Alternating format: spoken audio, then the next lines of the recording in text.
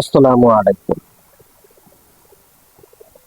বিশিষ্ট বীর মুক্তিযোদ্ধা, নির্বাচন কমিশনার সিইসি নুরুল হুদা গ্রেপ্তার হয়েছেন এবং কিভাবে লাঞ্ছিত হয়েছেন, তাকে কিভাবে অপমানিত করা হয়েছে এবং তার থেকে আমাদের কি শিক্ষণীয়,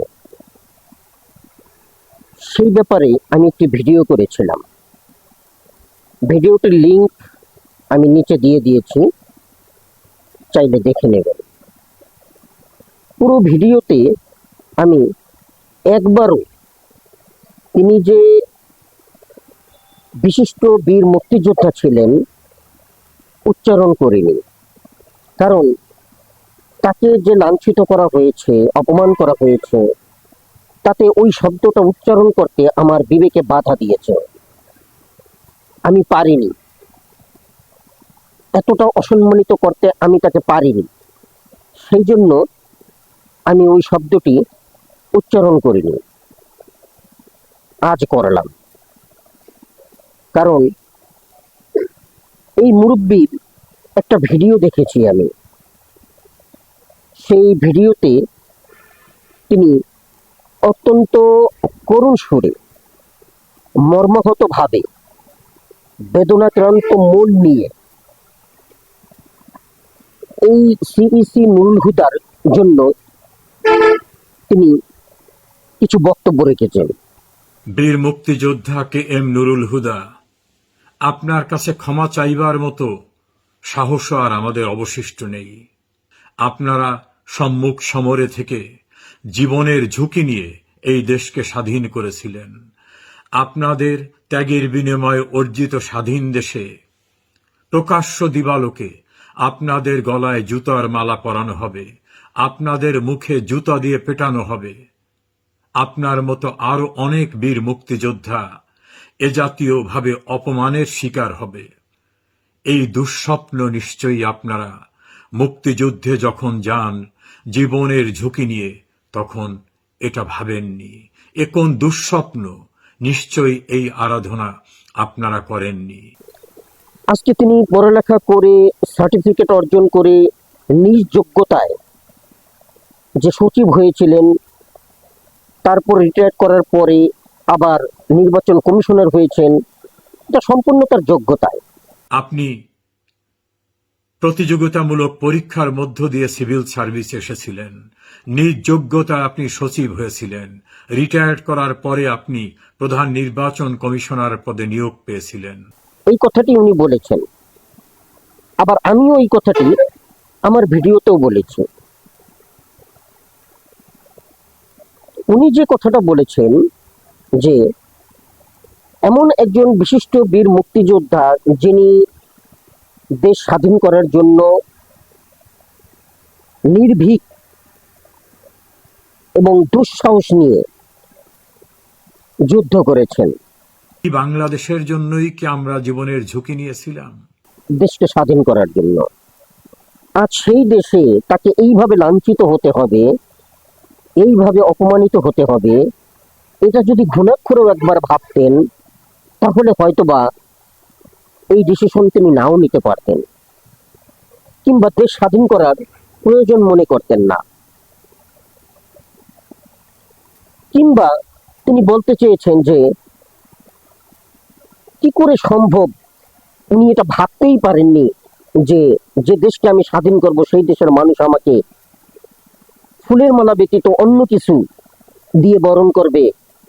এটা তিনি কল্পনায়ও আনতে পারেননি, যে ঘটনাটি তার জীবনে ঘটেছে। আপনার এই কথাগুলো খুবই মর্মাহত, বেদনাদায়ক।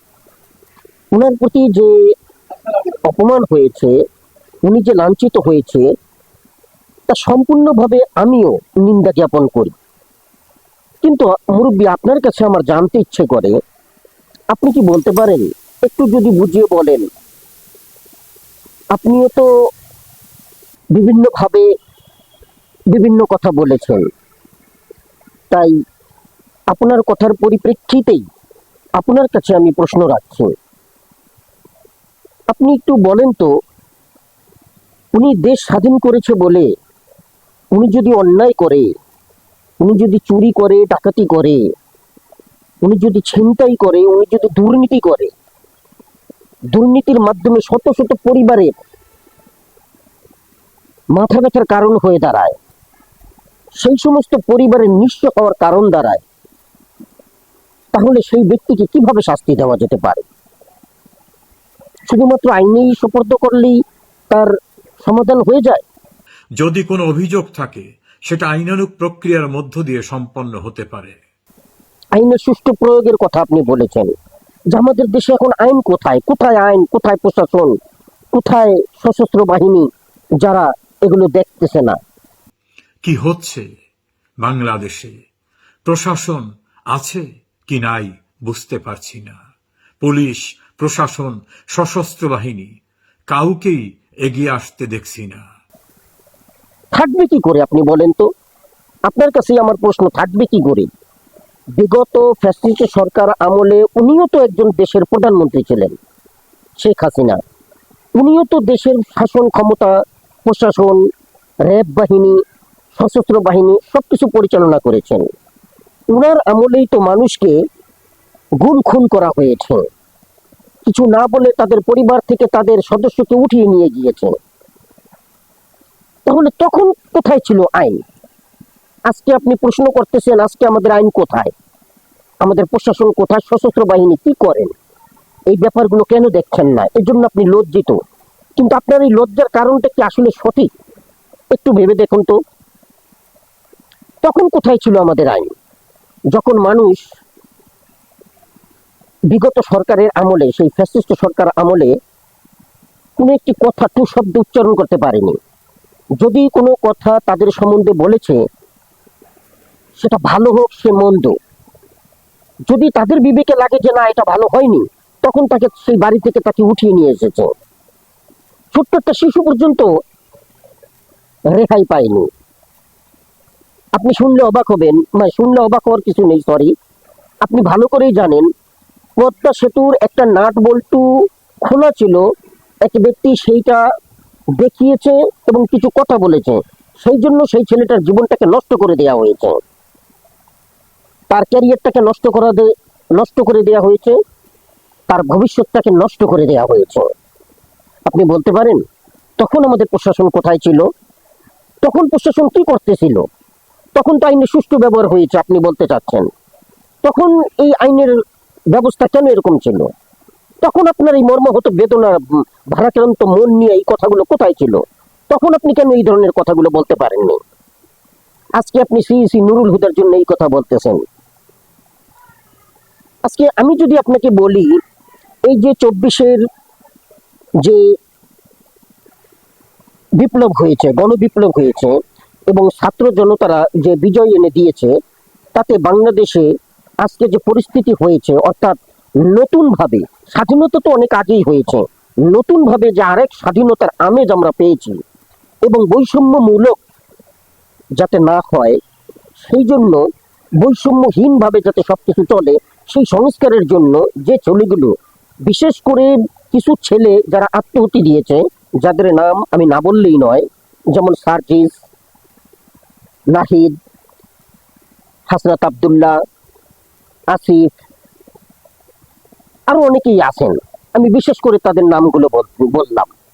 এই ছেলেগুলো দেখেন আপনি 24-এর সেই আগস্টের আগে থেকে আজ পর্যন্ত যেভাবে লড়াই করে যাচ্ছে এই গণবিপ্লবের জন্য, এই ছাত্র জনতা গণবিপ্লবের যে প্রধান, ওরা ওদের জীবনের আত্মাহুতি দিয়ে, ওদের জীবনের সমস্ত বিসর্জন দিয়ে আজকে মৃত্যুকে ভয় না করে, সেই 1971 সালের মুক্তিযুদ্ধের মতন সিইসি নুরুল হুদা যেমন যুদ্ধ করেছেন, সেই রকম যুদ্ধ করে, হয়তো তারা অস্ত্র হাতে নেয়নি, অস্ত্র হাতে নেওয়ার এখন তো প্রয়োজন নেই, কারণ আমরা বহিঃশত্রুর আক্রমণে ছিলাম না, কিন্তু এই ছেলেগুলো দেশের শান্তি শৃঙ্খলা বজায় উদ্দেশ্যে, এই দেশটাকে শান্তির পথে আনার জন্য, বৈষম্যহীন করার জন্য যে জীবনের উপর দিয়ে যে বিসর্জন দিচ্ছে, তারা যে বিপ্লব চালিয়েছে এবং এখনো করে যাচ্ছে,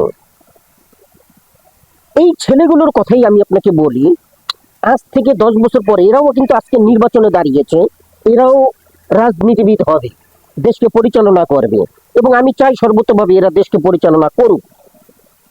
কিন্তু আপনার কাছে আমার প্রশ্ন, এই ছেলেগুলোই যদি আজ থেকে 10 বছর পরে কিংবা এই সামনে নির্বাচনে ধরা গেল যে তারা জয়ী হয়েছে, এবং সেই নির্বাচনের পরে তারা যদি এই ঘুষ দুর্নীতির সাথে জড়িত হয়, এবং তারা যদি তাদের দুর্নীতির কারণে শত শত পরিবার নিঃস্ব হয়, শত শত পরিবার বিশৃঙ্খল হয়ে যায়, বাংলাদেশটা একটা বিশৃঙ্খল অবস্থায় পরিণত হয়, দেশের আইন ব্যবস্থা, প্রশাসন ইত্যাদি সবকিছু বিনষ্ট হয়, তখন আপনি তাদেরকে কিভাবে শাস্তি দেবেন? এই যে তারা এত জীবনের বিসর্জন দিয়ে, জীবনের পরোয়া না করে আজকে দেশের যে স্বাধীনতা এনে দিয়েছে, 24-এর গণঅভ্যুত্থানে বিজয়ী হয়েছে, আর 5 বছর পরে যদি তারা এই ধরনের কাজে লিপ্ত হয়, তখন তাদেরকে আপনি কি করবেন? তখন যদি তাদেরকে ভবিষ্যতে প্রজন্মের কেউ এইভাবে তাদেরকে জুতার মালা পরায় এবং তাদেরকে শাস্তি প্রদান করে, সেটা কি অন্যায় হবে?